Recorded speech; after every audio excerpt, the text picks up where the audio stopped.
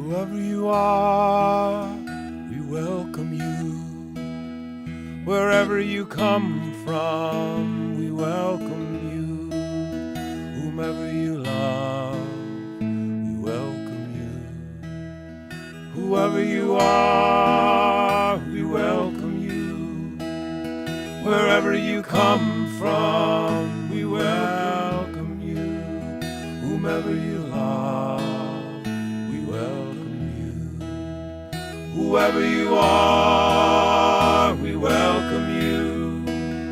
Wherever you come from, we welcome you. Whomever you love, we welcome you. Whoever you are, we welcome you. Wherever you come from, we welcome you. Whomever you love, we welcome you. Whomever you love, we welcome you.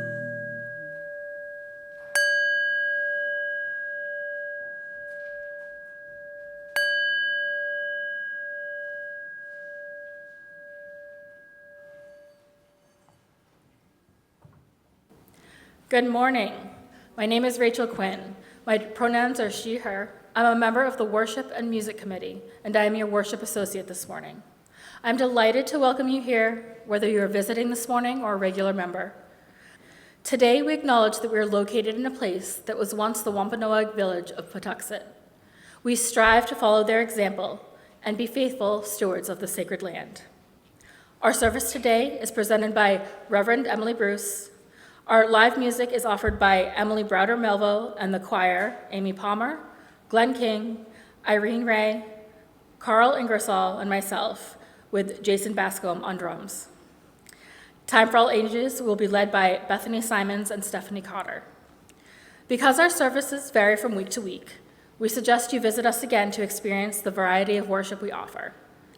Whoever you are, whomever you love, whatever you believe, wherever you are on your spiritual journey, let us walk together this hour.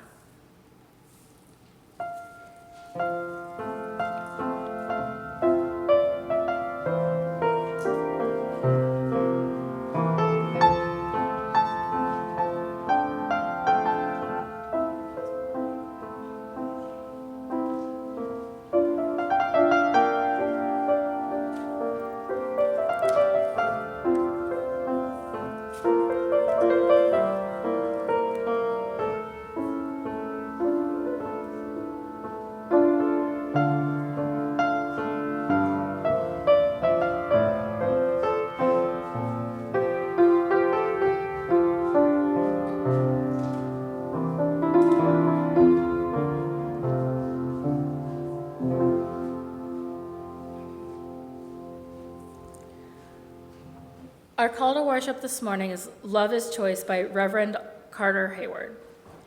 We are not automatic lovers of self, others, world, or God. Love does not just happen.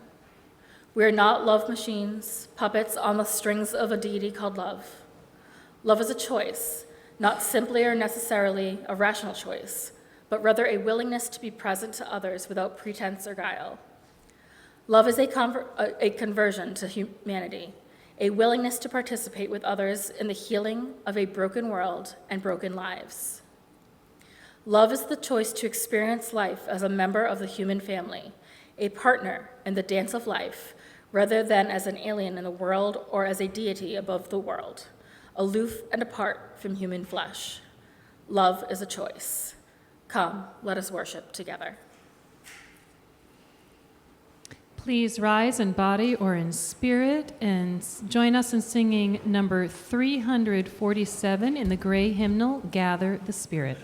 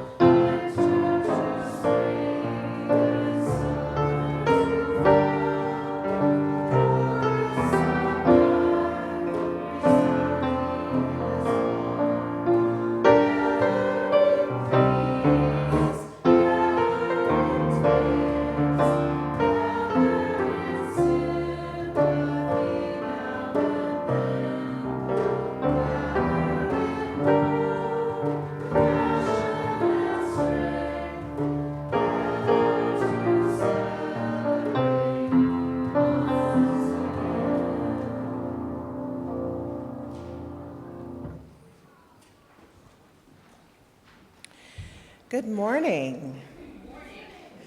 Good morning. My name is Reverend Emily Bruce. My pronouns are she, hers, and as I'm sure some of you already know, I'm the minister of First Parish in Kingston. And Reverend Art and I are doing a pulpit swap today, which we've been talking about doing since I got to Kingston about 4 years ago, and I figured now's the time. So here I am, and I want to thank you all so much for the warm welcome you've given me today. It's just such a delight to be here with all of you this morning. As we prepare to light our chalice, I would like to invite up our chalice lighter, who I believe, here we go. Okay.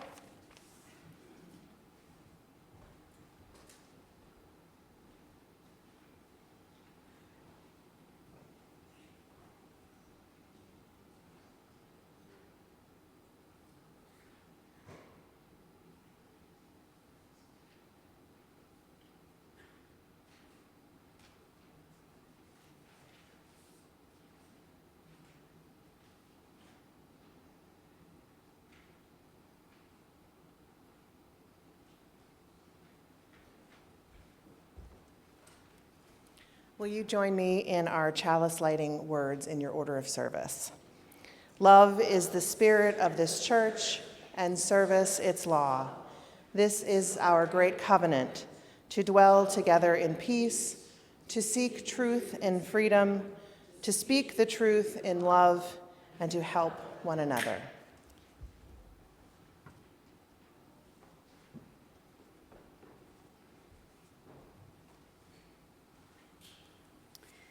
This message for all ages was adapted by Reverend Karen G. Johnston from Story in the prologue of John Lewis's memoir of the same name. This true story comes to us from John Lewis, a great leader in this nation who died in July 2020. Many people were sad to lose him and thankful for all that he has done to bring about justice in our nation. He had lived a long and full life, asking of himself and asking of all of us to show up for justice, to do what we can and just a little bit more to make sure there was more fairness in our country. John Lewis grew up in a large family, and he would spend time with his aunts or uncles, with his siblings and cousins. There were many children in the neighborhood, and they would play together. This was long before the pandemic, so people could play together and hang out together. Mr. Lewis tells about a time when he was playing outside his Aunt Saniva's house with about 14 other children when a big storm arrived, a kind of storm that made him very afraid. I'm going to tell the story from his perspective, so it's like he is talking. So when I say I, it really means Mr. John Lewis. Aunt Saniva was the only adult around, and as the sky blackened and the wind grew stronger, she herded us all inside. Her house was not the biggest place around, and it seemed even smaller with so many children squeezed inside. Small and surprisingly quiet. All of the shouting and laughter that had been going on earlier outside had stopped. The wind was howling now, and the house was starting to shake. We were scared. Even Aunt Saniva was scared. And then it got worse. Now the house was beginning to sway. The wood plank flooring beneath us began to bend, and then a corner of the room started lifting up. I couldn't believe what I was seeing. None of us could. This storm was actually pulling the house toward the sky, with us inside. That was when Aunt Saniva told us to clasp hands. Line up and hold hands, she said, and we did as we were told. Then she had us walk as a group toward the corner of the room that was rising. From the kitchen to the front of the house we walked, the wind screaming outside, sheets of rain beating on the tin roof. Then we walked back to the other direction as another end of the house began to lift. And so it went back and forth, 15 children walking with the wind, holding that trembling house down with the weight of our small bodies. Can you imagine what it was like to be inside of that house, afraid that it might fall all apart from the destructive force of the wind and the rain, from the whole storm? I'm so glad that John Lewis wasn't alone, and he was there with his friends and family. I'm so glad that they figured out a way to work together. When John Lewis was much older and was writing down the story of his whole astounding life, he wrote these words: "More than half a century has passed since that day, and it has struck me more than once over those many years that our society is not unlike the children in that house, rocked again and again by the winds of one storm or another, the walls around us seeming at times as if they might fly apart." It seemed that way in the 1960s, at the height of the civil rights movement, when America itself felt as if it might burst at the seams. So much tension, so many storms. But the people of conscience never left the house. They never ran away. They stayed. They came together and they did the best they could, clasping hands and moving toward the corner of the house that was the weakest. And then another corner would lift, and we would go there. And eventually, inevitably, the storm would settle, and the house would still stand. But we knew another storm would come, and we would have to do it all over again. And we did, and we still do, all of us, you and I, children holding hands, walking with the wind. Thank you for listening to not my story, but Mr. John Lewis's story. And now Bethany and I will take the children on an adventure of learning and discovery. This little light of mine, I'm gonna let it shine. This little light of mine, I'm gonna let it shine. This little light of mine, I'm gonna let it shine. Let it shine, let it shine, let it shine.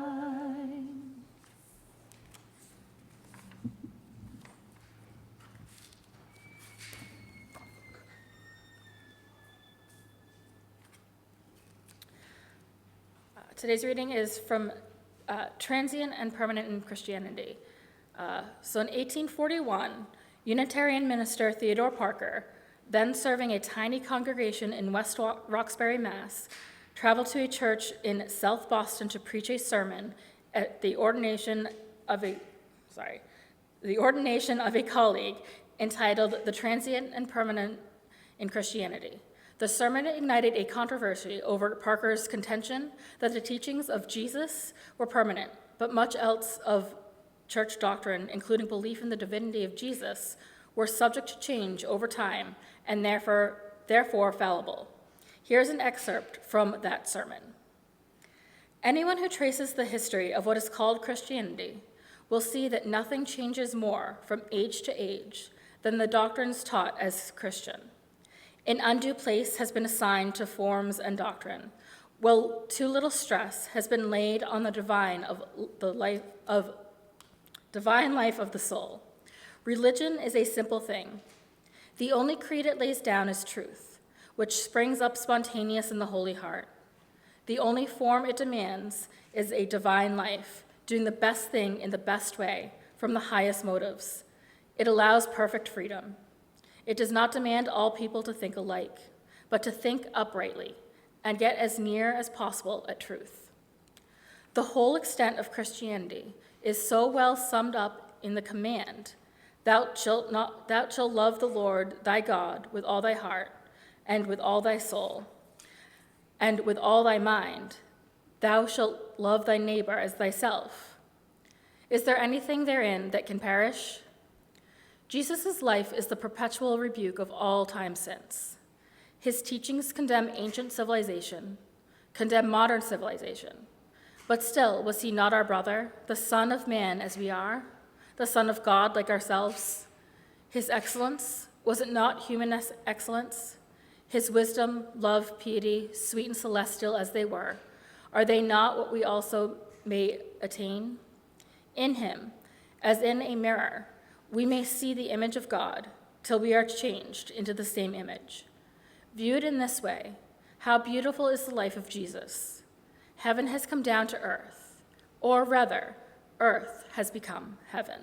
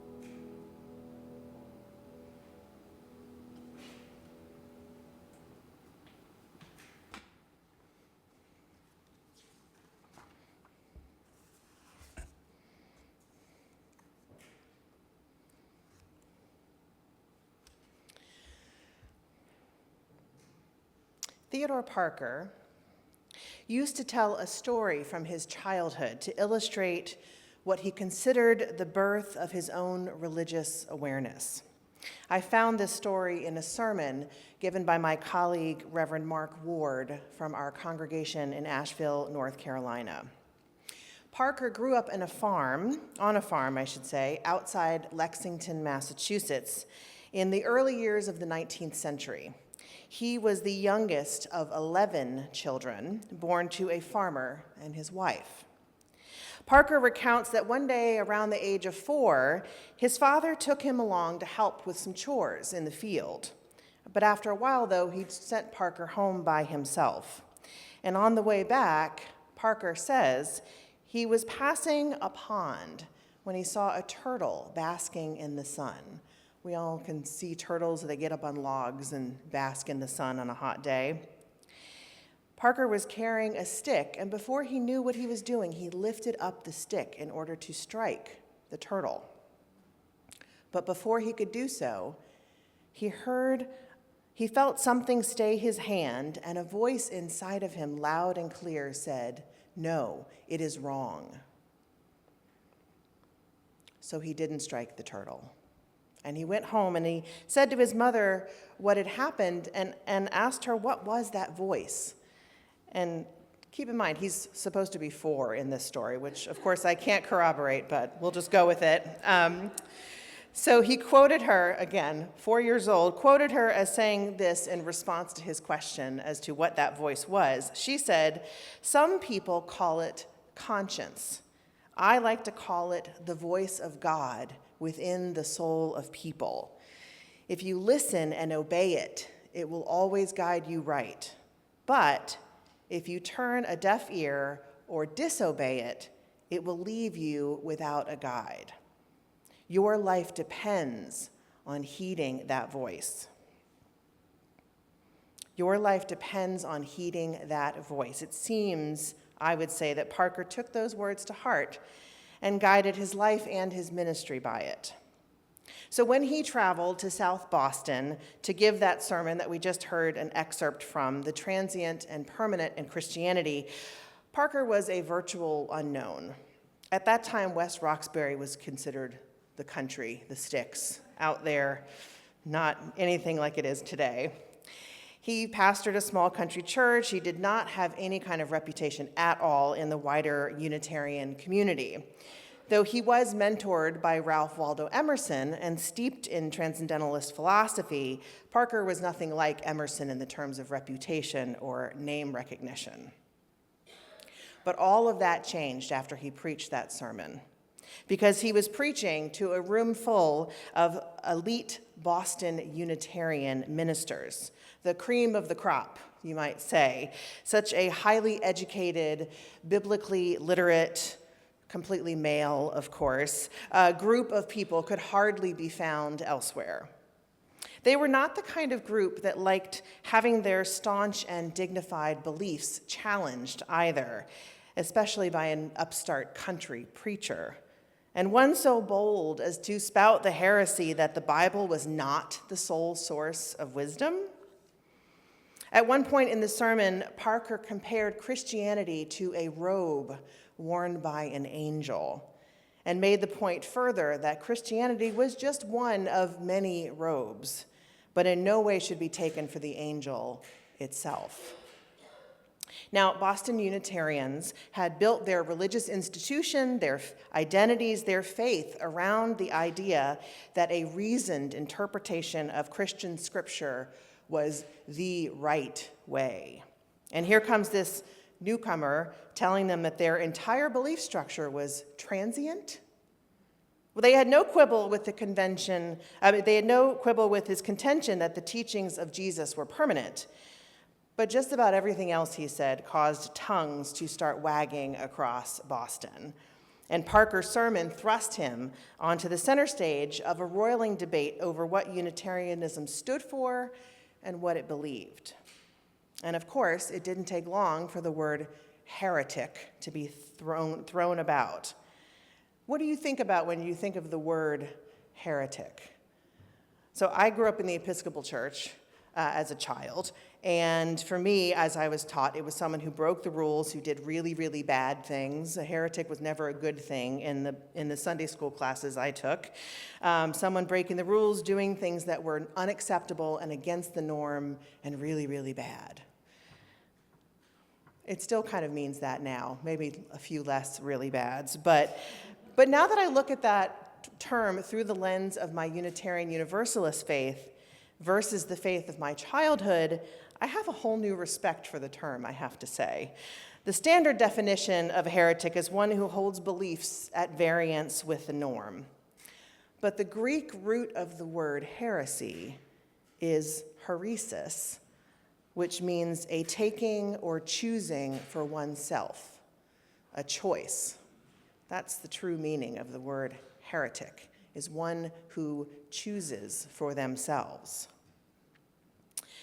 Now, Unitarian Universalists throughout history have often been accused of heresy for our willingness to step outside the bounds of Christian teachings, for embracing wisdom from a multiple of religious sources, including personal experience of the divine, free from any theology, which is a lot of what transcendentalism is about, and yet still calling ourselves a church and a religion. Since we are each conducting our own free and responsible search for truth and meaning, I would say choice has a lot to do with it, wouldn't you? Yeah. So this heretic thing, we're kind of used to it in that sense. And anyone who has ever tried to explain our faith tradition to someone who has absolutely no idea who we are or what we do might have some direct experience with this as well. I've heard some chuckles. I can tell, you may not have been called a heretic, but you might have experienced some version of a slow backing away and a, okay. Anybody? I've had that experience a lot myself.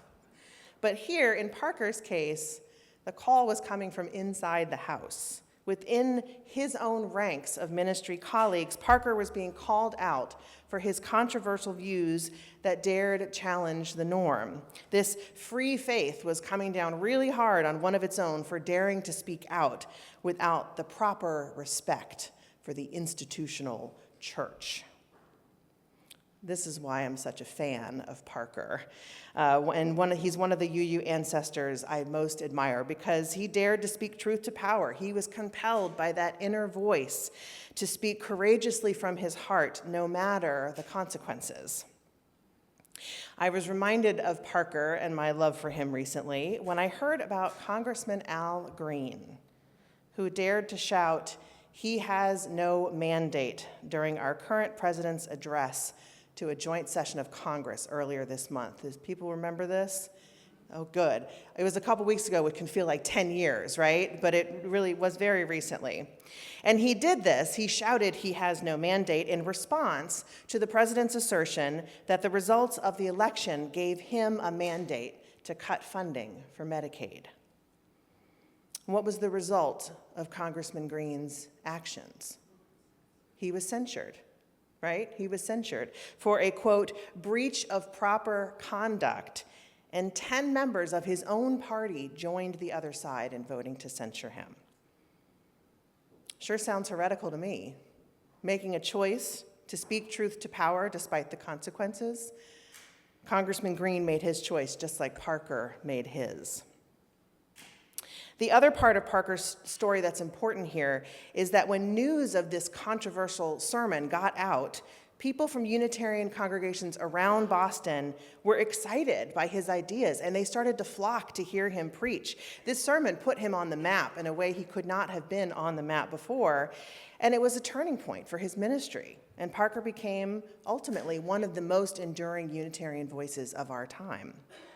And it also became a turning point for Unitarianism itself, while others, most notably Ralph Waldo Emerson, had started to lay the groundwork for a turn away from strict Christian doctrine toward a broader understanding of what faith was. Parker was the first one to really take a definitive step outside that circle. With his emphasis on the teachings of Jesus, the fundamental commandment to love God and each other, and especially the demotion of biblical authority, Parker's message stretched the imagination of Unitarian faithful around the state. His words and those who believed him and followed them were crucial to the evolution of our Unitarian faith, and I believe helped make us who we are today, this liberal, progressive, free-thinking tradition. Now, Parker didn't have to preach that sermon. He could have taken stock of his own meager reputation. He could have realized all the Unitarian titans in the room would not be receptive. He could have realized that even if he did speak the truth on his mind and his heart, that it would likely make no difference at all. It could just fade into the dustbin of history. And so what would be the point? And perhaps his mother's words came ringing in his ears when she said, "If you listen to that little voice and obey it, it will always guide you right. But if you turn a deaf ear or disobey it, it will leave you without a guide. Your life depends on heeding that voice." I think many of us are facing moments these days when we wonder, if not despair, about what the right thing to do is. We may be agonizing over whether anything we do actually matters. Some of us may have already decided that it doesn't. We're also now in a time of Lent, for those who observe, a time for reckoning with our fragile humanity, with our suffering and our grief. And not to put too fine a point on it, but the fragility of the world is on display for all of us to see. The institutions and norms that some of us may have believed were so firm are being dissembled in front of our very eyes. To say it's a challenging time is the understatement of the year. But I believe that now is a time we need Parker's heresy, now more than ever. We need those voices speaking truth to power. We need that tenacity of spirit, willing to face consequences for the right and the duty of honest and brave speech. On cspan.org, you can find the video of the speech that Congressman Al Green gave after the vote to censure him. It's a speech full of courage and speaking truth to power. I really do encourage you to look it up if you think about it after the service. He starts his speech by saying, quote, "I rise proud, liberated, unbought, unbossed, and unafraid." Speaking directly to the president, who was not there for that speech, Congressman Green ended his speech by saying, "You are a Goliath. But, Mr. President, there are Davids among us." Some of the most important turning points in our history were created when a heretic stepped into the light to speak truth to power. Some of the most important moments, I would bet, in your life were made when you made the decision to tell the truth, especially to yourself.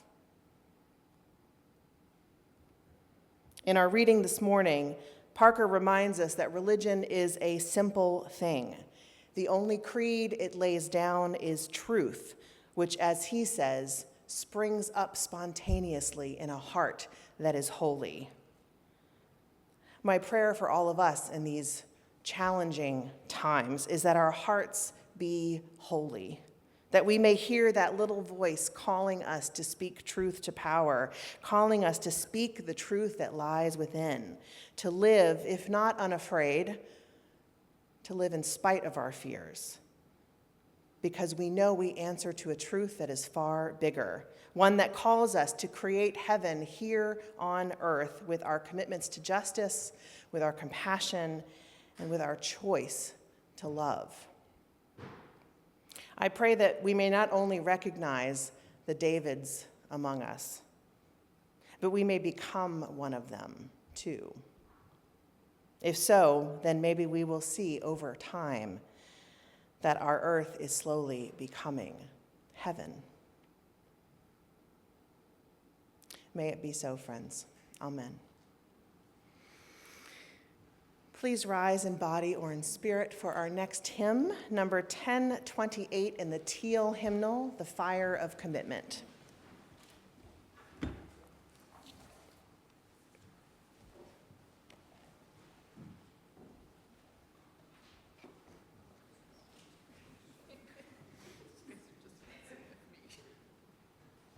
I